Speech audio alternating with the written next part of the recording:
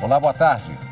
Modernidade, rapidez e eficiência. O Tribunal de Justiça de Mato Grosso foi o primeiro a integrar um endereço virtual que centraliza as comunicações jurídicas de todos os tribunais ao PJE, Processo Judicial Eletrônico. Criado pelo Conselho Nacional de Justiça, o domicílio judicial eletrônico dá mais agilidade às comunicações do Judiciário. Eu sou Carlos Eduardo Cunha e este é apenas um dos destaques do Jornal da Justiça de hoje. Vamos aos demais.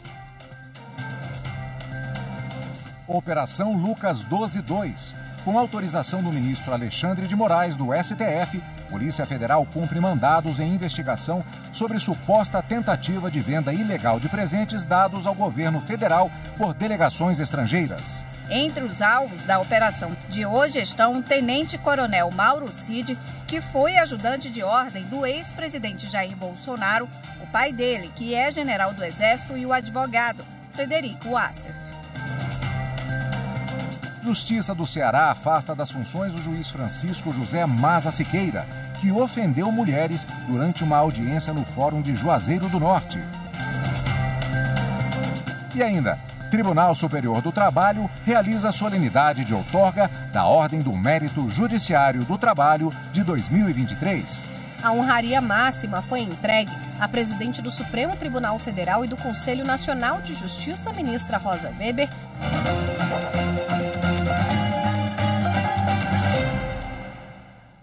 Com autorização do ministro Alexandre de Moraes, do Supremo, a Polícia Federal cumpriu hoje mandados judiciais que miram o ex-ajudante de ordem de Jair Bolsonaro, Mauro Cid, o pai dele e o advogado Frederico Wassef. Os detalhes com a repórter Carolina Chaves. A Polícia Federal cumpriu hoje 4 mandados de busca e apreensão, sendo 2 em Brasília, um na capital paulista e um em Niterói, Rio de Janeiro. Entre os alvos da operação de hoje estão o tenente-coronel Mauro Cid, que foi ajudante de ordem do ex-presidente Jair Bolsonaro, o pai dele, que é general do Exército, e o advogado Frederico Wassef. Os alvos são os suspeitos de vender bens valiosos que o Estado brasileiro recebeu de autoridades estrangeiras em missões oficiais no exterior. O grupo não usava bancos para não formalizar a venda e ocultar os valores. O dinheiro obtido era integrado ao patrimônio pessoal dos envolvidos. Os investigados são suspeitos de praticar os crimes de peculato e lavagem de dinheiro. As ações ocorrem dentro do inquérito que apura a atuação das milícias digitais. A Justiça do Ceará afastou das funções o juiz Francisco José Maza Siqueira, que ofendeu mulheres durante uma audiência no Fórum de Juazeiro do Norte. Ele vai ficar pelo menos 3 meses sem exercer o cargo. Rocine Gomes. A decisão do órgão especial do Tribunal de Justiça do Ceará foi unânime. O colegiado acompanhou o voto da Corregedora-Geral da Justiça, a desembargadora Maria Edna Martins, que pediu o afastamento cautelar e provisório do magistrado pelo prazo inicial de 90 dias. A audiência com o juiz Francisco José Maza Siqueira foi realizada em 26 de julho. 10 mulheres denunciavam um médico por crimes sexuais, quando passaram a ouvir insultos e insinuações por parte do magistrado. Quem acha que mulher boazinha, estão tudo enganado, viu? Eita, bicho! Bicho de mão pesada, bicho da língua grande e chuta nas partes baixas, são as mulheres. O comportamento do juiz fez com que algumas das vítimas desistissem de depor novamente. Enquanto estiver afastado, Francisco José Maza Siqueira fica proibido de acessar os sistemas e de frequentar as unidades do Poder Judiciário, além de manter contato pessoal com servidores e magistrados. A Justiça de Minas Gerais autorizou o uso de força policial para cumprir uma decisão judicial na fazenda do ex-jogador da seleção brasileira, Fred, que hoje ocupa um cargo de diretor no Fluminense. Criadores de gado nos arredores da propriedade, em Minas Gerais, entraram na justiça contra o ex-jogador por causa de desentendimentos a respeito de uma passagem de terra. Eles alegam que adquiriram alguns terrenos em 2012 e tinham permissão para acessar o local. mas foram surpreendidos com os portões fechados desde maio do ano passado. O ex-jogador afirmou que, por enquanto, não vai comentar o caso. O Superior Tribunal de Justiça determinou a suspensão de execução extrajudicial contra coobrigados de empresa em recuperação. A repórter Samanta Peçanha explica a decisão da terceira turma. Para o colegiado, quando o credor concordar com a cláusula de supressão de garantias presente em plano de recuperação judicial, a execução de título extrajudicial ajuizada contra a empresa recuperanda e os coobrigados deve ser extinta em relação à primeira e apenas suspensa em relação aos segundos. De acordo com o processo, 2 sociedades empresariais ajuizaram a execução de título extrajudicial no valor de R$2 milhões contra uma empresa em recuperação judicial, devedora principal, e outras 4 pessoas fiadoras. Em primeira instância, foi suspensa a execução em relação à empresa recuperanda e determinado o prosseguimento contra os seus fiadores.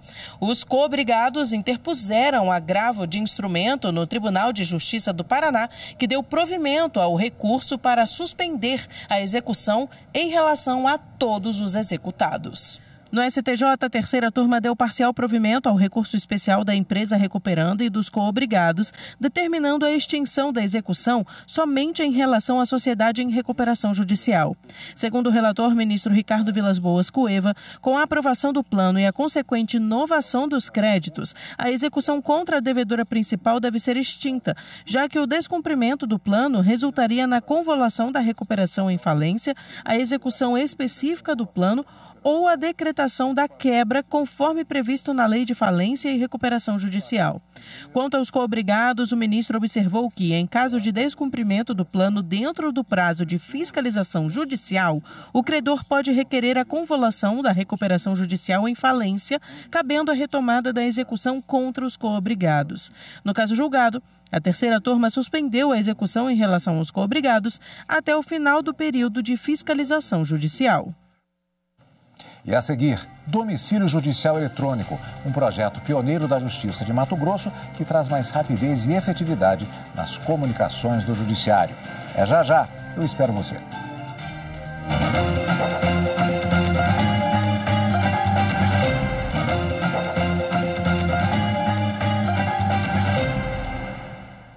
O Tribunal de Justiça de Mato Grosso é o primeiro do país a adotar uma forma de comunicação mais rápida e eficiente por meio do domicílio judicial eletrônico criado pelo CNJ. Um endereço virtual que centraliza as comunicações jurídicas de todos os tribunais brasileiros. A repórter Fernanda Fernandes explica esse projeto para a gente. Hoje, a comunicação expedida pela Justiça Brasileira acontece de diversas formas. Pelo oficial de justiça, correio, pelo diário de justiça eletrônico e pelo portal de cada tribunal. Só que assim surgem algumas barreiras, como dificuldade para localizar os destinatários, maior tempo e custo para mobilização e deslocamento das equipes. Mas isso só até a chegada do domicílio judicial eletrônico. E olha, o Tribunal de Justiça de Mato Grosso é o primeiro do país a integrar o PJE a essa nova ferramenta, podendo servir inclusive de referência para os demais. Isso realmente fala muito positivamente com relação à capacidade do tribunal de entregar, de resolver, de dar uma solução a um problema posto, colaborando com o Conselho Nacional de Justiça, mas no fim e ao cabo prestando um serviço jurisdicional melhor, que é o que nós todos queremos no fim das contas. Mas afinal, como a plataforma vai funcionar e o que muda para o usuário? Criado pelo Conselho Nacional de Justiça, o domicílio judicial eletrônico é um endereço virtual que centraliza as comunicações jurídicas, como citações, notificações e intimações de todos os tribunais brasileiros. Mas vale lembrar que a implementação e o cadastro no domicílio seguirão um cronograma de acordo com o público-alvo. Inicialmente, foram definidas os bancos, a área bancária, por serem os maiores demandantes em área processual.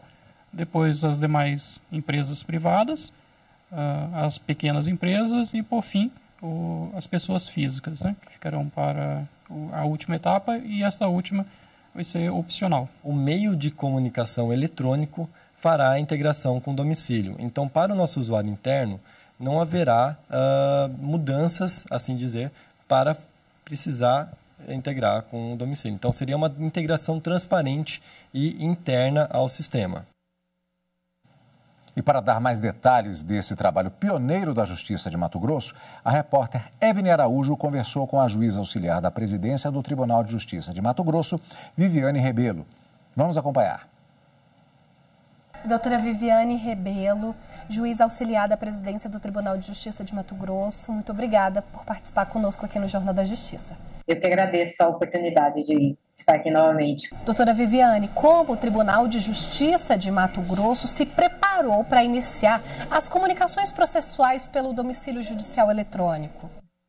Foi feito um trabalho em conjunto com o CNJ para integrar essa funcionalidade do domicílio eletrônico com o nosso sistema, no caso que a gente utiliza o PJE, e esse trabalho foi feito a várias mãos aqui, nossas com a equipe do CNJ, e nós conseguimos, depois de alguns ajustes aí, conseguimos que funcionasse, o domicílio eletrônico, conseguíssemos que funcionasse o domicílio eletrônico aqui no Tribunal de Justiça de Mato Grosso. Quem se beneficia com essa modernização? Todas as partes, no judiciário. Porque com o domicílio eletrônico, a notificação, a citação, a intimação, ela vai chegar na pessoa correta, porque ele se utiliza de endereço que a própria pessoa cadastrou. Então, a intimação, a citação vai chegar no endereço correto. Então, a pessoa vai ter que precisar ser citada, intimada, ela vai ter a segurança de realmente tomar conhecimento do processo, saber que aquele processo existe, saber daquela providência que ela tem que cumprir. Então, isso traz uma segurança para a parte que tem que receber a comunicação. Para quem a parte que precisa que essa comunicação seja feita, também vai ter a segurança de que a comunicação foi feita na pessoa correta, e com isso algumas situações que às vezes ocorriam de nulidades, porque essas comunicações eram feitas com pessoas feitas de forma errada, ou porque não encontrava a pessoa, isso vai deixar de existir com o domicílio eletrônico. Doutora, a figura do oficial de justiça ou até mesmo o envio de cartas pelo judiciário pode ser extinto? A gente acredita que não extinguir não tem como. Na verdade, em relação aos oficiais de justiça, o que a gente visualiza é que eles vão trabalhar naqueles cumprimentos que demandam um ato, uma busca e apreensão, um cumprimento de um mandado processório, um arresto, enfim, eles vão trabalhar no cumprimento daqueles mandados que exigem um ato mais físico, vamos dizer assim, por parte ao cumprir uma decisão judicial. Como a gente tem várias realidades no país, e mesmo aqui em Mato Grosso a gente tem muito localidades na zona rural que não... na zona rural, ou endereços que a pessoa não, aquele famoso excluído digital, esse ainda vai ter que ser através de carta ou de oficial de justiça. Pelo cronograma, quais instituições já vão passar a receber a comunicação eletrônica? No primeiro momento serão as instituições financeiras. Elas que vão ter que fazer o cadastro, no tribunal, cadastrar os endereços para receber as comunicações por meio dessa funcionalidade do domicílio eletrônico. Depois vão ver empresas, até que vai chegar na pessoa física, mas as datas ainda não foram divulgadas. Vai depender do próprio funcionamento agora, com relação a essa funcionalidade, mas o objetivo é ir ampliando para outros tipos de partes, empresas, pessoas físicas, órgãos públicos. Como magistrados e servidores receberam essa oportunidade de serem pioneiros na modernização? Sim, nós já divulgamos, né, para todos as comarcas e juízes, né, sobre isso. São bem empolgados, né, de conseguir que as comunicações sejam feitas de forma rápida e eficaz, né, realmente chegando rapidamente a quem tem que receber essas comunicações. E a gente acredita que com isso nós vamos conseguir haver uma celeridade, inclusive, nos processos. Qual o tempo médio de redução do período de tramitação de um processo, já que ele ganha mais rapidez na comunicação dos atos? A gente tinha uma média aqui, 15, 20 dias, mais ou menos, entre sair a carta, fazer a intimação, chegar a carta, voltar, né, o AR, isso que a gente usa o e-carta aqui, mas vamos colocar aí uns 15 dias. Com a eletrônica no mesmo momento, na hora que é só feito o comando, já chega. Doutora Viviane Rebelo, juiz auxiliar da presidência do Tribunal de Justiça de Mato Grosso, muito obrigada pela participação no Jornal da Justiça. Eu que agradeço. E no próximo bloco, o Tribunal Superior do Trabalho realiza a solenidade de outorga da Ordem do Mérito Judiciário do Trabalho de 2023. Voltamos já.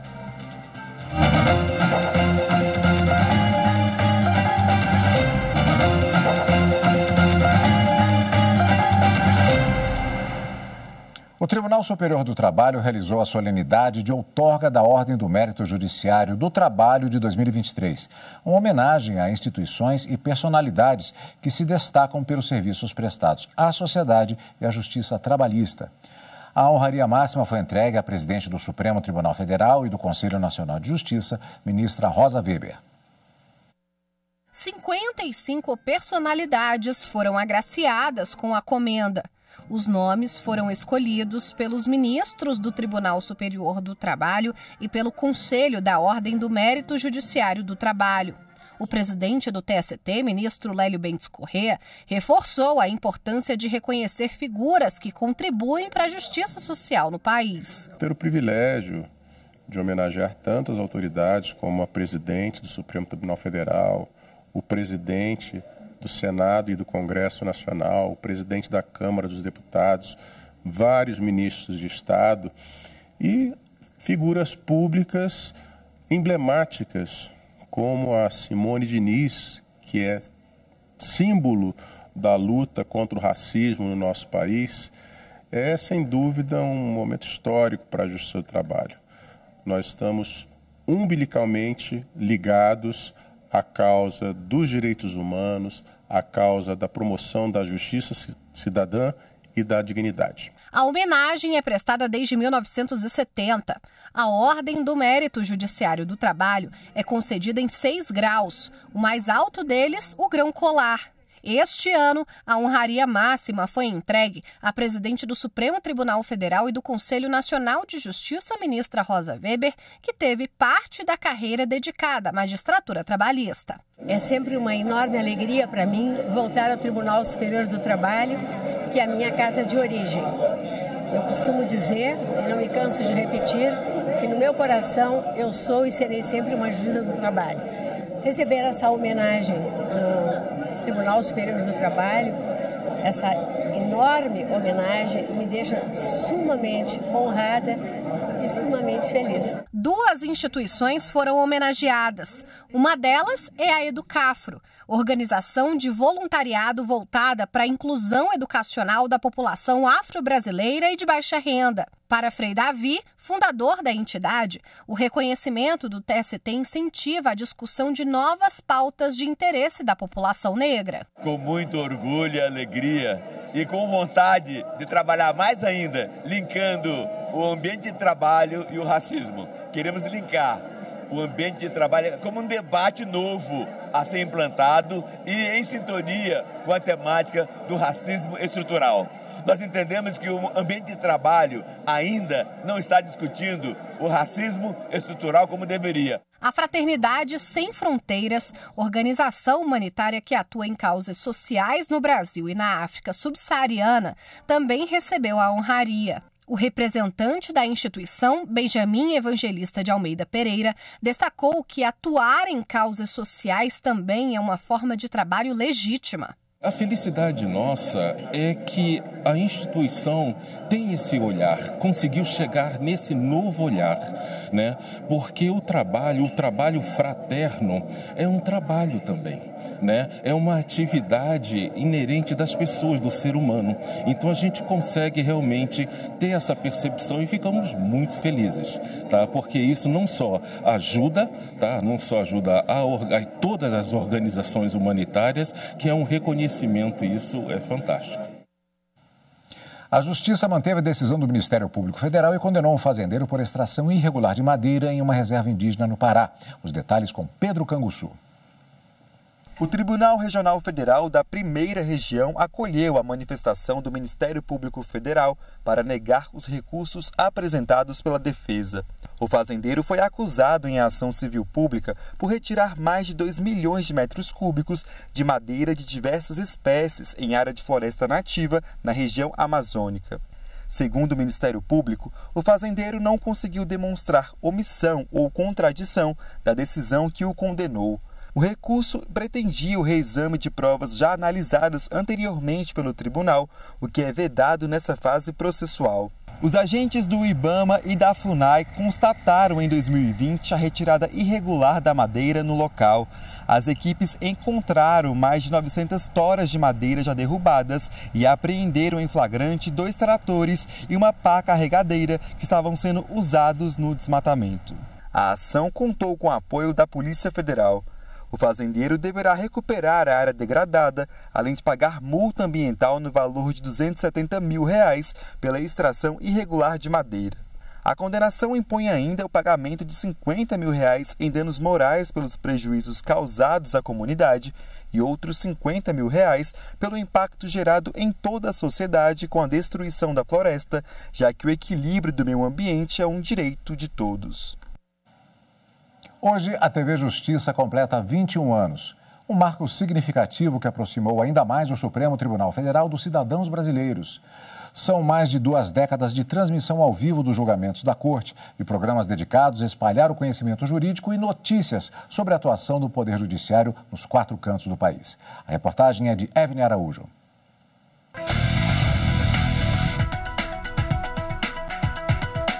De agosto de 2012, data que entrou para a história do judiciário brasileiro, o dia em que a TV Justiça entrou no ar. A emissora foi a primeira a transmitir ao vivo os julgamentos do plenário do Supremo Tribunal Federal, implementando o que nenhum país do mundo havia feito ainda. Nesses 21 anos, o trabalho tem sido de informar, mas principalmente de ampliar o acesso à justiça e tornar as decisões tomadas pelos tribunais cada vez mais transparentes. A ideia de um canal institucional e informativo sobre o Poder Judiciário saiu do gabinete do ministro aposentado Marco Aurélio. Na época, ele era presidente do STF. Em uma das 5 vezes que assumiu a presidência da República, substituindo Fernando Henrique Cardoso, Marco Aurélio teve a oportunidade de sancionar a lei que criava a TV Justiça. Atualmente são veiculados na programação 18 programas de parceiros e 11 programas de produção própria. Desde o início deste ano, TV e Rádio Justiça passaram a ter gestão integrada, com transmissões simultâneas nos 2 formatos. Rádio Justiça, TV Justiça, essa dobradinha para levar para você todas as informações.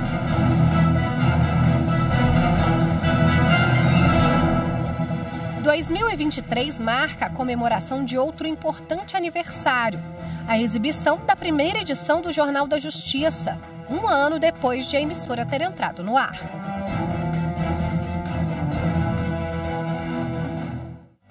Em mais de 2 décadas, o canal se estabeleceu como um veículo de comunicação fundamental para tornar os assuntos jurídicos mais acessíveis. Com o avanço da tecnologia, o cidadão passou a assistir à TV Justiça da sala de casa pela televisão, mas também de onde estiver, com acesso à internet pelo canal do YouTube.